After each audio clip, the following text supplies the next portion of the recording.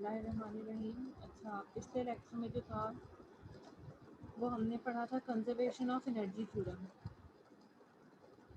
ये फिर मेरी स्क्रीन पे अपेयर हो रहा है, तो सॉरी फॉर दिस, तो बर्दाश्त करना पड़ेगा। एप्लीकेशन में मसला है कोई।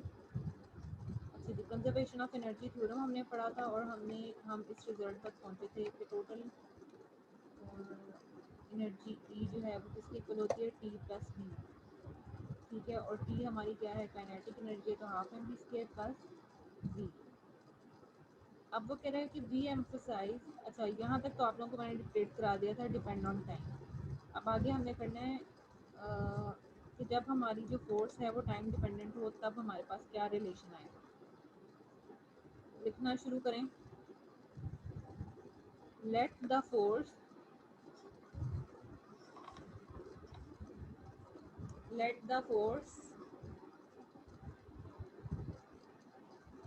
B time dependent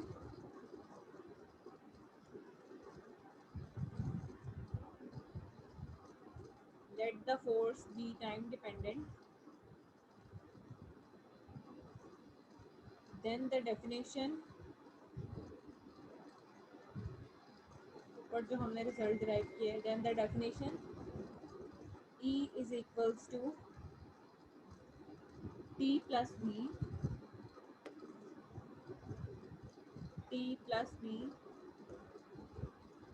for the total energy of the particle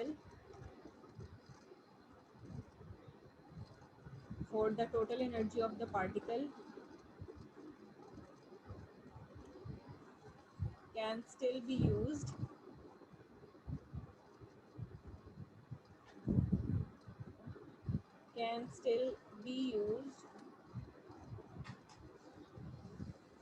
but is no longer a constant.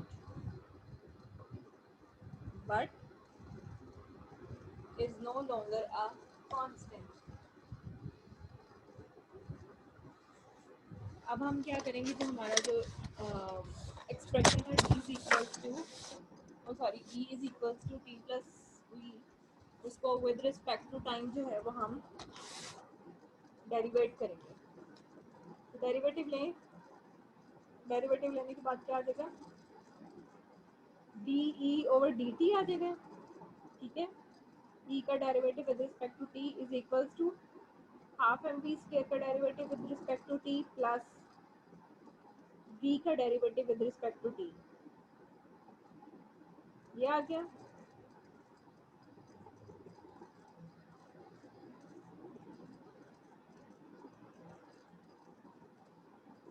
अच्छा, अब जो हाफ एम वी स्क्वायर है उसका डेरिवेटिव कैसे बनेगा, v स्क्वायर का डेरिवेटिव तो 2 भी आएगा ना, तो वो 2 जो 1/2 है उसके साथ कैंसिल हो जाएगा, तो बचेगा हमारे पास एम वी डॉट v के ऊपर डॉट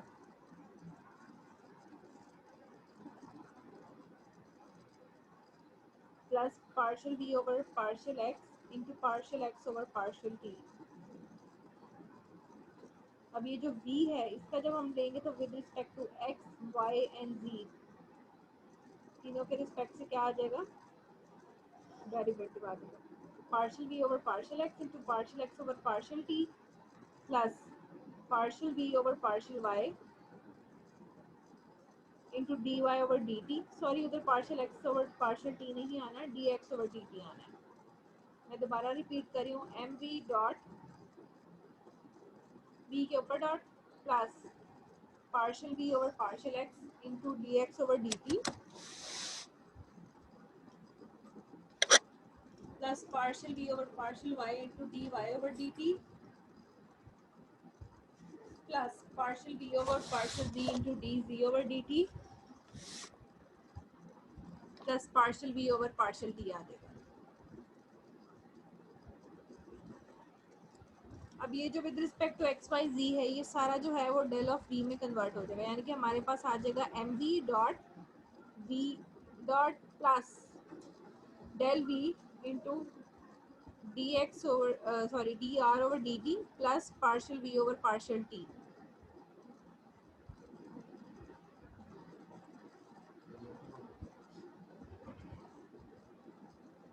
अच्छा जी, तो अभी हमारे पास बन जाएगा v डॉट, अब जो m था उसको हम जो v डॉट है उसके साथ मल्टीप्लाई कर देंगे, यानी कि प्लेन v वैसे ही आ जाएगा, dot M V dot minus F dot V plus partial V over partial T आ जाएगा। ठीक है, नीचे आ जाएगा V dot F minus F dot V plus partial V over partial T, फिर आ जाएगा F dot V minus F dot V plus partial V over partial T, ये एफ डॉट वी और एफ डॉट वी कैंसिल हो जाएगा, V dot F और F dot V और dot product एक ही बात है, दोनों कैंसिल हो गया आपस में, तो हमारे पास रिजल्ट आ जाएगा partial V over partial T. ठीक है, यानी कि हमारे पास E is equals to T plus v जो है उसका जब हमने डेरिवेटिव लिया विद रिस्पेक्ट टू टाइम, तो उसका हमारे पास आंसर है partial v over partial t। नीचे लिखें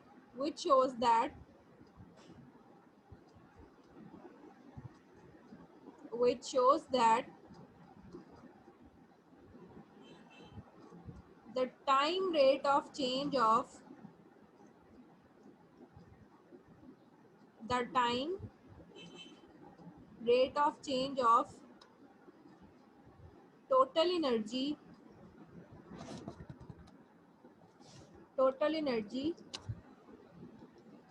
is equal to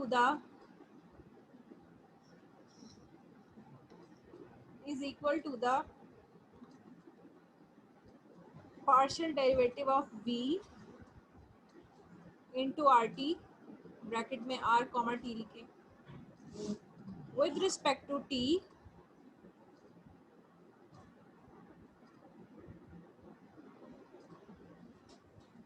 and therefore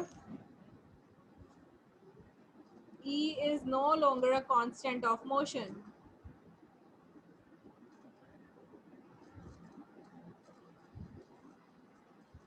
कह रहे जो हमने पार्शियल डेरिवेटिव ली है v का और E का, वो क्या आएगा, is no longer a constant of motion, यानी कि वो मोशन पे depend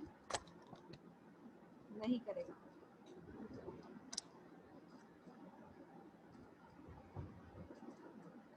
next heading conservative systems and orbits of particles.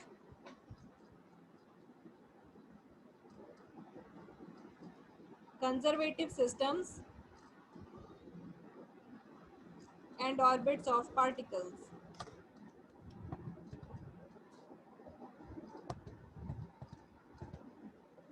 ठीक है, तो लिखना शुरू करें। A single particle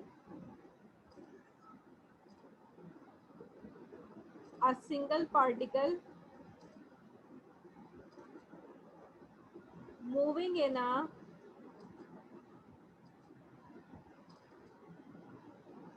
single particle moving in a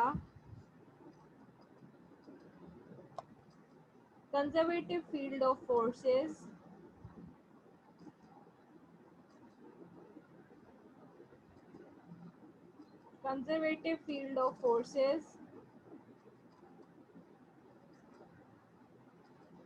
may perform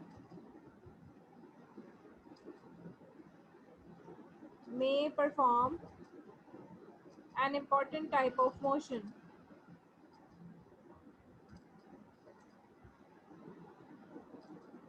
May perform an important type of motion, full stop। Suppose the total energy E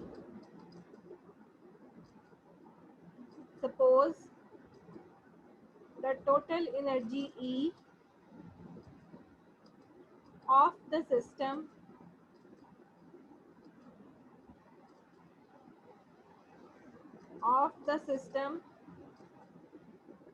is a constant of motion।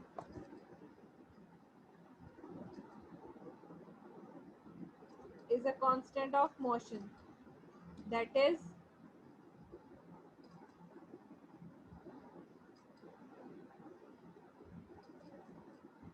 नीचे equation आ जाएगी half M R square plus V of R is equals to E. और आगे लिख दें constant 1/2 mr² plus v of r is equals to e। आगे लिख दें constant. Suppose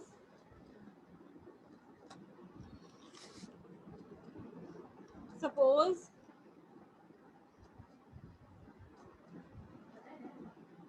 the particle's motion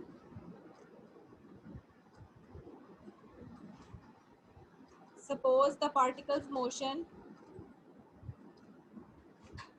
is such that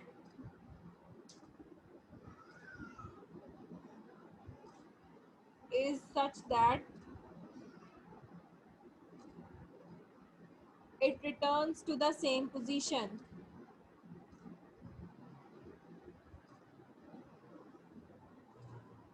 Suppose that the particle's motion is such that it returns to the same position, comma, represented by the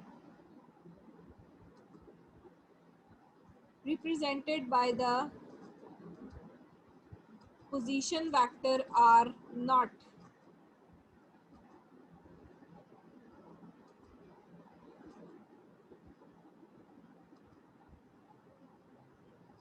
Represented by the position vector r naught at a later time. Full stop. Then it must have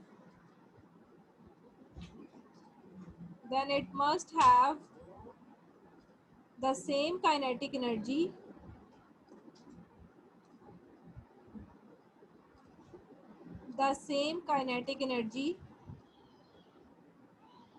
and therefore the same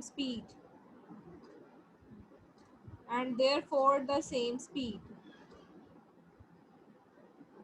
Full stop. It follows that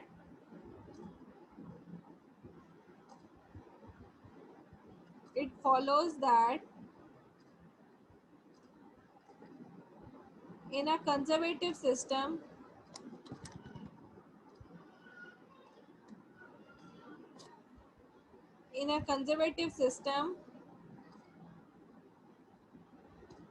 it is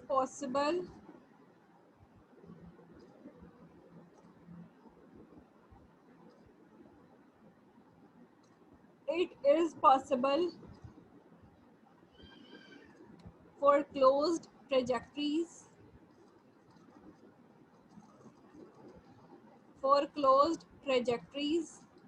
to occur.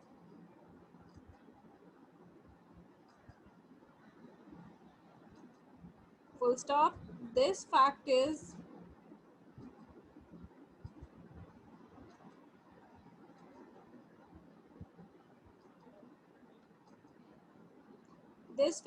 very relevant in the study of Earth's motion about the sun.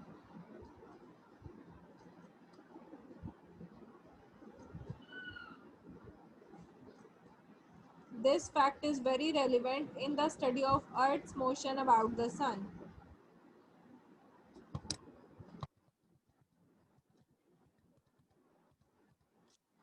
अच्छा, अब ये इसमें क्या बात कर रहा है, कहता है कि जी अगर सिंगल पार्टिकल है कोई भी और वो कंजर्वेटिव फील्ड ऑफ फोर्सेस में जो है वो मूव कर रहा है, ठीक है, तो हो सकता है कि वो कोई डिफरेंट टाइप ऑफ मोशन जो है उसको फॉलो करे या परफॉर्म करे, ठीक है। अब वो कह रहे हैं जो हमारे पास टोटल एनर्जी है सिस्टम की वो एक कांस्टेंट ऑफ मोशन है, ठीक है। अब वो कह रहे हैं कि आप सपोज कर लें कि जो पार्टिकल मोशन है वो इस तरह से है कि जब वो मूव करता है तो वापस अपनी सेम पोजीशन पे आता है, ठीक है, such that it returns to the same position, और उसकी जो पोजीशन है उसको हम पोजीशन वेक्टर आर नॉट से जो है वो डिनोट करते हैं।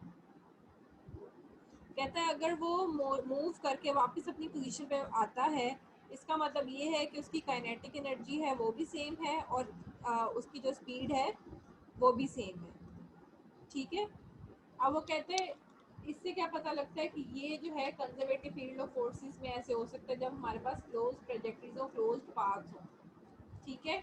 और कह रहे और फिर उसी के आगे वो फर्दर एग्जांपल दे रहे हैं कि इसकी एग्जांपल में हम अर्थ को कंसीडर कर सकते हैं कि अर्थ जो है अपना ऑर्बिट अपने जो है वो राउंड सन के गेट जो है वो पूरा करता है। तो पूरा एक ईयर होता है ना, मतलब पूरे एक साल बाद वो आता है।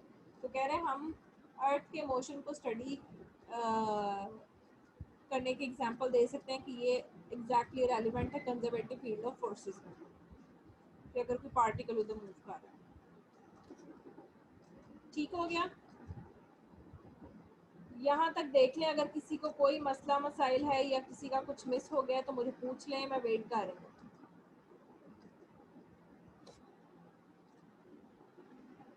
कोई लाइन मिस हो गई हो, कोई बात पूछनी हो तो पूछ लें।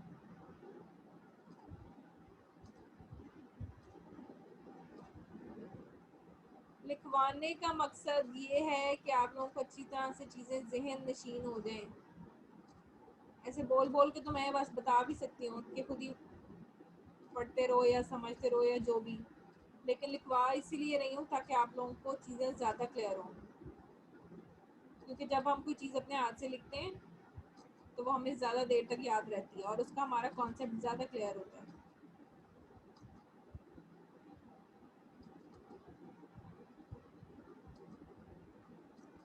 चलें, अब नेक्स्ट जो है हेडिंग दे दें आप, physical significance of conservative force. Physical significance of conservative force.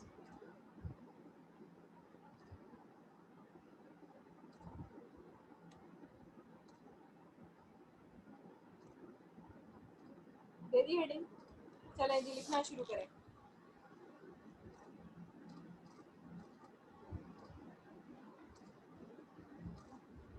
जब भी कंजर्वेटिव फोर्स की बात आएगी तो वो closed integral F dot D R किसके इक्वल होगा? जीरो के इक्वल। ये बात आपने याद रखनी है।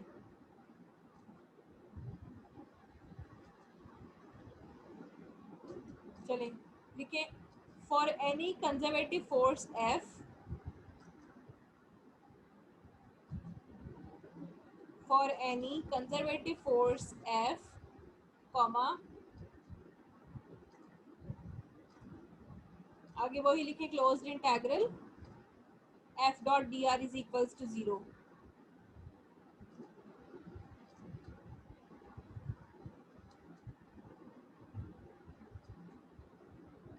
आगे लिखें for any closed path in a simply connected reason.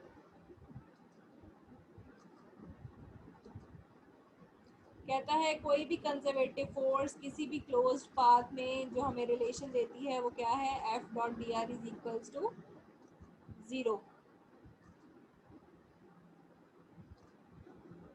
Full stop.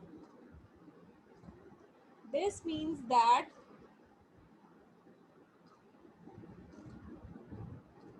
this means that the force is not dissipative,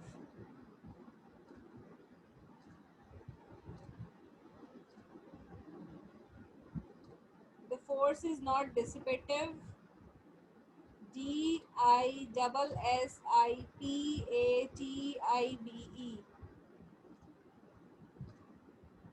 and any mechanical process, and any mechanical process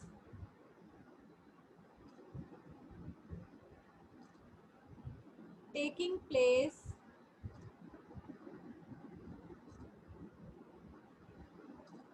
taking place under its influence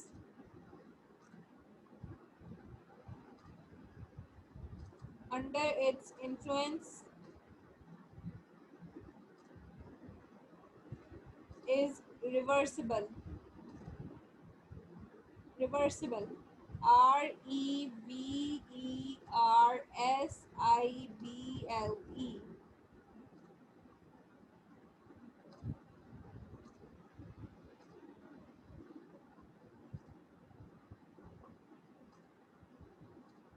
full stop. The property of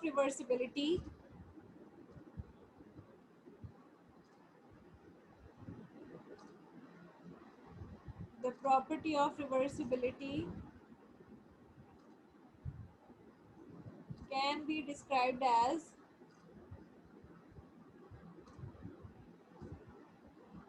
follows. अब ये property of reversibility की definition देगा, यानी कि उसको define करेगा कि क्या होती है बेसिकली, कॉन्सेप्ट क्या उसका.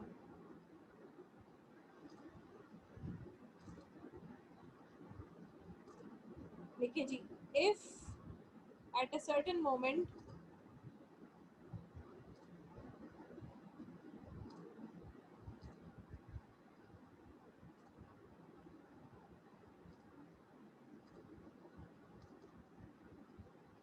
if at a certain moment the velocities of all moving particles the velocities of all moving particles are reversed,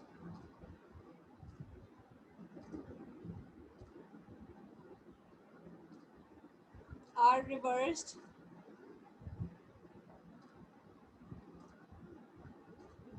then following the same physical laws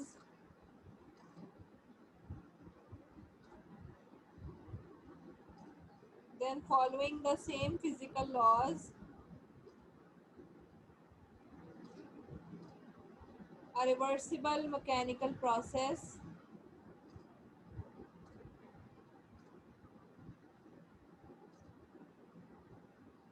a reversible mechanical process will retrace will retrace retrace its former sequence. Former means पहला. Former sequence of positions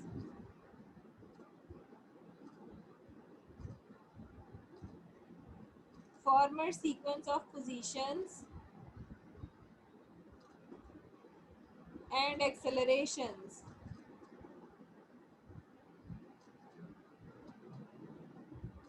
and accelerations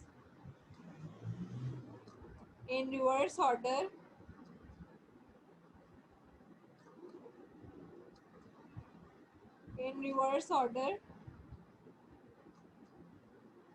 as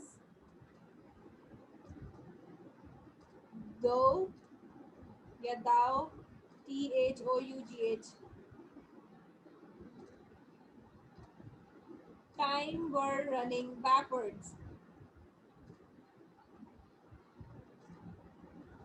Time were running backwards.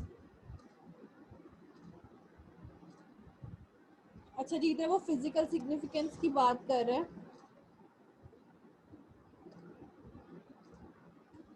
कहते किसी भी conservative force के लिए F dot D R is equals to 0 ये relation होना must है किसी भी क्लोज्ड पाथ में. ठीक है, और वो कोई क्लोज्ड रीजन होना चाहिए यानी कि कनेक्टेड रीजन होना चाहिए. अब उसमें क्या कहता है, इसका क्या मतलब है कि फोर्स जो है वो इज नॉट डिसिपेटिव. ठीक है, यानी कि एमिसिबल नहीं है, एमिटेबल नहीं है. ठीक है, और उसमें अगर कोई भी मैकेनिकल प्रोसेस हो रहा है, ठीक है, तो वो क्या होगा, रिवर्सिबल होगा. अब रिवर्सिबल का क्या मतलब है, वो कहता है आप एक मोमेंट के लिए सोच लें कि हमने कुछ पार्टिकल्स हैं जो मूव कर रहे हैं, उनकी वेलोसिटी जो है उनको हमने रिवर्स करी, यानी कि अगर वो फॉरवर्ड जा रहे थे तो हमने उनको बैकवर्ड कर दिया. ठीक है, तो क्या होगा, एक रिवर्सिबल प्रोसेस होगा. जब हम उनकी वेलोसिटीज़ को रिवर्स करेंगे तो जो पार्टिकल्स की मूवमेंट है या जो उनकी जो अरेंजमेंट है, उनकी जो एक्सेलरेशन है वो ही रहेगी, लेकिन रिवर्स प्रोसीजर हो जाएगा बैकवर्ड, यानी कि बैक जाने के बाद फिर वो पहले वाले सीक्वेंस को जो है वो फॉलो करना शुरू कर देंगे. ठीक है, तो ये कंजर्वेटिव फोर्सेस की फिजिकल सिग्निफिकेंस है.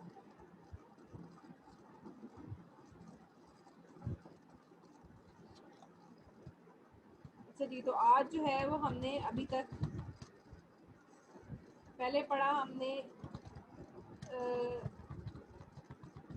कंजर्वेशन ऑफ एनर्जी थ्योरम जो पढ़ा था, उसमें हमने पहले डेरिवेशन की थी जो कि टाइम डिपेंडेंट नहीं थी। ठीक है, फिर हमने कहा कि अगर वो टाइम डिपेंडेंट है तो उस केस में हमारे पास क्या होगा, उसकी हमने डेरिवेशन की। E is equals to T plus V, T को हमने हाफ एम वी स्क्वायर कह दिया था और इसका विद रिस्पेक्ट टू टी जो है वो हमने डेरिवेटिव ले लिया उस इक्वेशन का। उससे हमारे पास जो रिजल्ट आया उससे हमें क्या पता लगा था कि time rate of change of total energy जो है वो पार्शियल डेरिवेटिव ऑफ बी के इक्वल है। ठीक है, और इसीलिए जो है वो ई कांस्टेंट ऑफ मोशन नहीं रहा। उसके बाद हमने कंजर्वेटिव सिस्टम पढ़ा और ऑर्बिट ऑफ पार्टिकल्स को डिस्कस किया।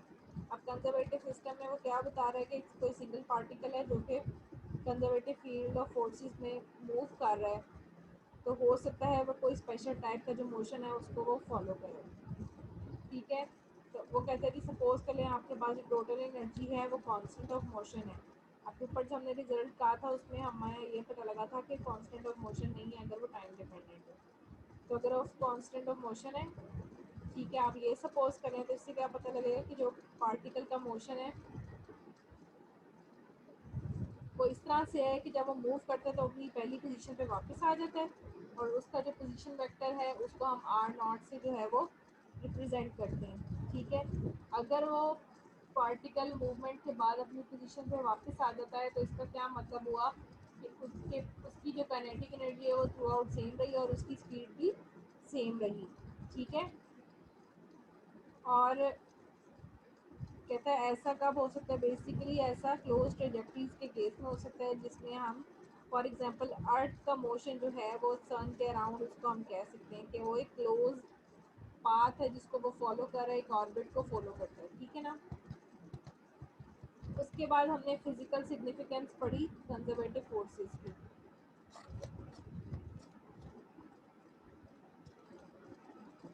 अच्छा जी, मुझे कुछ लोग कह रहे हैं कि मैं वो डेरिवेशन दोबारा रिपीट कर दूँ, चलें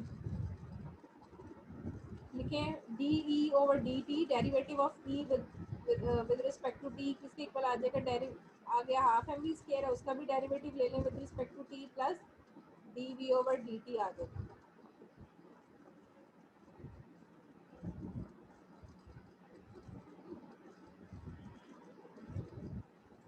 ठीक है, हाफ एम वी स्क्वायर है ना, एम और वी का डेरिवेटिव यानी कि मल्टीप्लिकेशन हो रही है। पहले क्या होगा, अगर हम एम को बाहर रखें वी का डेरिवेटिव लें वो टू वी आ जाएगा। टू वी जो है वो वन ओवर टू के साथ कैंसिल, इसलिए हमारा एम वी आ गया। ठीक है, फिर साथ अगर हम